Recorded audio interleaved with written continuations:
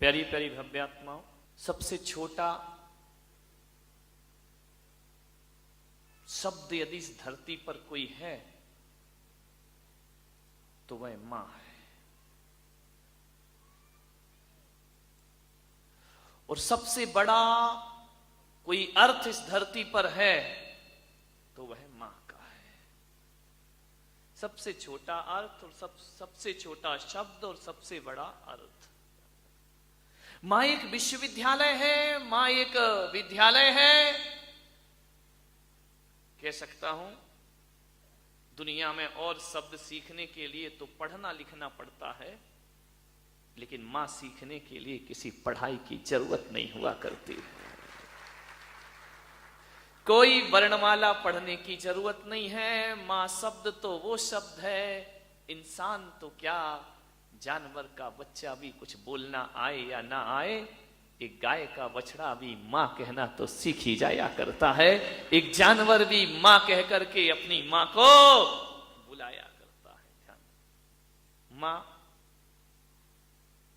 शब्द शब्द नहीं, एक संवेदना है।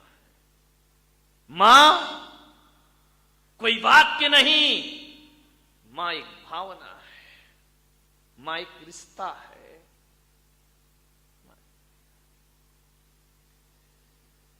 आपसे इतना ही कहूंगा, मुश्किलें जीवन में तमाम आएंगी, मुश्किलें जीवन में तमाम आएंगी, मां की दुआ ले ले, तेरे बहुत काम आएगी। चीख रहा है, सही कर, ध्यान रखिए। मान्यवर, जिंदगी 3 पड़ावों से गुजरती है। बचपन से होकर जीवन गुजरता है, जवानी से होकर जीवन गुजरता है, और बुढ़ापे से होकर जीवन गुजरता है। बचपन भी आता है, जवानी भी आती है, बुढ़ापा भी आता है। बुढ़ापे के बाद क्या आता है? कुछ नहीं आता। बुजुर्गों, ज्यादा इंतजार मत करो, बुढ़ापे के बाद तो आता कुछ नहीं है, जो भी है वो जाता ही जाता। इनकमिंग बंद हो जाती है, आउटगोइंग चालू रहती है बुढ़ापे में। बचपन आएगा, जवानी आएगी, बुढ़ापा आएगा। पर मेरे भाई एक बात ध्यान रखना, बचपन को संभालने के लिए मां की जरूरत होती है। मां ना हो तो बचपन बिगड़ जाएगा, महात्मा ना हो तो जवानी बिगड़ जाएगी, और परमात्मा ना हो तो बुढ़ापा तुम्हारा बिगड़ जाएगा। ध्यान रखिए, बचपन को संभालने के लिए मां की जरूरत है, जवानी को संभालने के लिए महात्मा की जरूरत है, और बुढ़ापे को संभालने के लिए परमात्मा की जरूरत हुआ करती है। इसलिए बारामती वालों में आपसे निवेदन करता हूं कि बचपन में मां का आशीर्वाद ले लेना, जवानी में महात्मा का आशीर्वाद ले लेना, और बुढ़ापे में परमात्मा का आशीर्वाद प्राप्त करना। एक बात ध्यान रखना, परमात्मा, महात्मा और मां के बिना ना परमात्मा है ना महात्मा है, क्योंकि महात्मा के अंतिम अक्षर भी मां है और परमात्मा का अंतिम अक्षर भी मां हुआ करता है। मैं तो आपसे कहता हूं, यदि जीवन से इन 3 लोगों को निकाल दिया जाए, मां, महात्मा और परमात्मा को निकाल दिया जाए, तो बताओ फिर जिंदगी जीने लायक क्या बचेगी? जीवन में कुछ भी मिलने वाला नहीं। 3 चीजें बहुत महत्वपूर्ण हैं, मां से बड़ा ना कोई दुनिया में। ध्यान रखना, एक शब्द है, एक पूर्ण ग्रंथ है, मां एक महाविद्यालय है।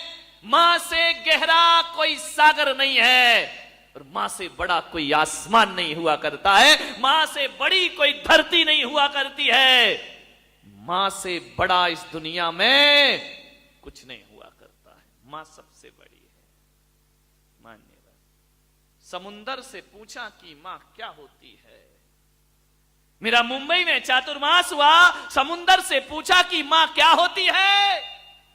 समुंदर ने कहा, मेरे सीने में तो, मेरे भीतर तो रत्न हैं, जवाहरात हैं, लेकिन मैं मां को प्रणाम करता हूं, क्योंकि मां वो होती है जो औलाद के तमाम राज अपने सीने में छिपा करके जिया करती है, वो दुनिया में मां हुआ करती है। मैंने दुआओं से पूछा कि मां क्या होती है?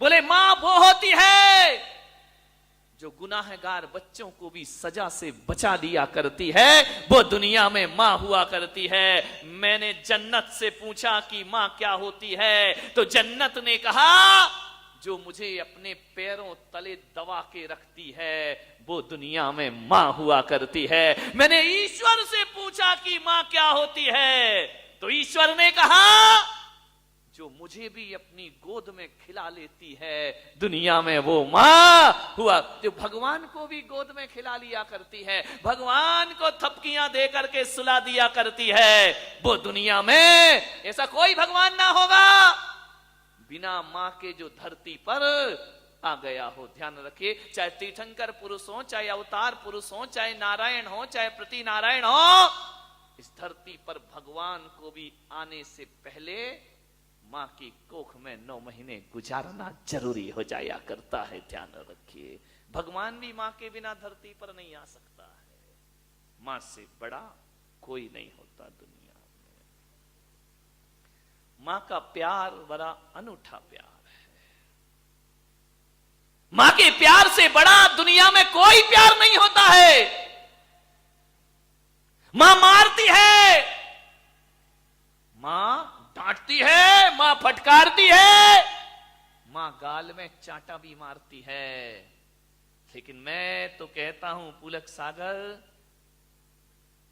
कि अभागे हैं वो गाल जिस पर मां के चांटे ना पड़े हो। ध्यान रखिए, अभागा है, दुर्भाग्य है उसका, भाग्यहीन है वो लोग जिसके गाल पर मां के चांटों की चपत ना लगी हो। किस काम का वह जीवन है जिसे मां की डांट ना पड़ी हो। अरे मां की डांट यार, मां का चांटा संत के आशीर्वाद से भी बड़ा हुआ करता है मेरे भाई, भगवान के आशीर्वाद से भी बड़ा होता है। सौभाग्यशाली हैं जिन्हें मां मारती है, पीटती है। मां का प्यार बड़ा अनूठा प्यार है। यूं तो मां बच्चे के दर्द को सहन नहीं कर सकती है, यूं तो बच्चे को चोट लग जाए तो मां का दिल रोने लगता है, यूं तो बच्चे को चोट लग जाए तो मां की आंखों में आंसू लग, ये मां का प्यार है। चोट बच्चे को लगती है, दर्द मां के सीने में हुआ करता है, ये मां का प्यार। देखो, एक पत्थर की चोट लगी तो मां दुखी हो जाएगी, मां का दिल रोने लगेगा। लेकिन जब वही चोट ठीक कराने के लिए ये वो मां है जो इंजेक्शन भी लगवा दिया करती है। बच्चा मना करता है, नहीं लगवाऊंगा, नहीं लगवाऊंगा, मां जबरदस्ती हाथ पकड़ती है, उसको इंजेक्शन लगवा देती है। एक बात ध्यान रखना, चोट लगने पर दर्द होना ये भी मां का प्यार है, और दर्द मिटाने को इंजेक्शन लगवाना ये भी मां का प्यार हुआ। बड़े अनूठे प्यार है। नहलाएगी, धुलाएगी, शरीर का मैल निकालेगी मां, शरीर से मैल हटाना ये भी मां का प्यार है। और नहलाने धुलाने के बाद एक काजल का मैल माथे पर लगा देना ये भी मां का। अभी तो नहला रही थी, अब नहलाने के बाद काला काजल का टीका और लगा दिया करती है। ये मां का प्यार है। एक बच्चा मेरे पास आया, बोले महाराज मेरी मम्मी बहुत खराब है। तो मैंने कहा क्या करूं? बोले आप कुछ बताओ। मैंने कहा मम्मी बदल ले।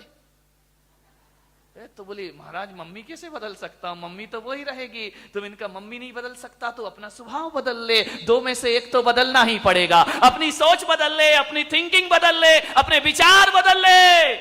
बोले हाँ ये तो बदल सकता हूं, लेकिन मम्मी तो बदली नहीं जा सकती है। ध्यान रखिए मान्यवर, मां तो मां होती है।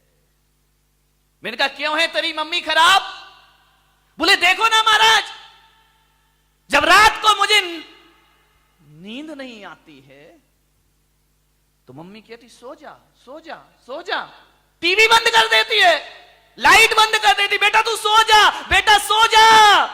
और जब मुझे सुबह सुबह अच्छी नींद आती है तो मम्मी कहती उठ जा बेटा उठ जा, अभी तक नहीं उठा, जल्दी उठ। जब नींद नहीं आती तब सुलाती है, और जब नींद आती है तब मुझे उठा दिया करती है। मैंने कहा बेटा तेरी मम्मी बहुत अच्छी है, ध्यान रखना, अच्छी मम्मी वही होती है जो समय पर कहे बेटे को सो जा और समय से कहे बेटे को उठ जा। सुलाना भी माँ का प्यार है और सुबह सुबह नींद से उठाना भी माँ का प्यार। माँ के प्यार से बड़ा क्या है इस धरती पर? मान्यवर। एक दिन राम से माँ कौशल्या ने पूछा, जब राम 14 वर्ष का वनवास काट करके अयोध्या वापिस आए, सीता का परित्याग कर दिया उन्होंने, अकेले उदास खड़ी है कौशल्या। उसने पूछा कि पुत्र राम कैसा जीवन जी रहे हो? पूरे महल में बिना सीता के जीवन जी रहे हो। राम ने कहा मां तू तो सब जानती है मैं कैसे जी रहा हूं। इतना त्याग इतना बलिदान क्यों राम? 14 वर्ष जंगल में रहे, इतने कष्ट सहन किए और आज सब कुछ मिला है, फिर तुमने सीता का परित्याग कर दिया राम। राम बोले मां ये राजधर्म है, रघुकुल है। ऐसा कैसा रघुकुल, ऐसा कैसा रघुवंश है कि जब से मेरे पुत्र का विवाह हुआ है एक दिन भी सुख की किरण तेरे जीवन में नहीं आई है। एक बात बताओ राम, इस सारे अयोध्या के लोग कहते हैं, इस सारी दुनिया कहती है कि राम तुम भगवान हो। ये लोग कहते हैं तुम अवतार पुरुष हो। बताओ राम, आज ये मां पूछती है तुम इंसान हो या भगवान हो? राम ने मां के चरण छू लिए, मां की आंखें भर आईं। कौशल्या ने कहा बताओ क्या तुम अवतार पुरुष हो, क्या तुम नारायण का अवतार हो, या इस धरती के भगवान कौन हो तुम राम? लेकिन मां को उत्तर चाहिए। आज जानते हो श्री राम ने कहा कि मां मुझे नहीं मालूम कि मैं भगवान हूं, और मुझे नहीं मालूम कि मैं अवतार पुरुष हूं, और मुझे यह भी नहीं मालूम है कि मैं महापुरुष हूं। तो फिर कौन हो तुम राम? बोले मां मैं तो बस इतना जानता हूं कि मुझे नहीं मालूम कि अवतार हूं या भगवान हूं, लेकिन मेरी मां मैं इतना जानता हूं कि जिसके सिर पर तेरी जैसी मां का हाथ होता है वो इंसान भी भगवान बनकर दुनिया से विदा हो जाया करता है। ध्यान रखिए, मां का हाथ सिर पर हो वो इंसान नहीं, वो भगवान कहलाया करता है। मां तेरा आशीर्वाद मेरे सिर पर है, दुनिया भगवान कहे या ना कहे, जब तक तेरा आशीष मेरे सिर पर है ये राम इंसान नहीं भगवान जैसा सौभाग्यशाली जीवन जिया करता है। ध्यान रखिए, मान्यवर, मां से बड़ा कौन है?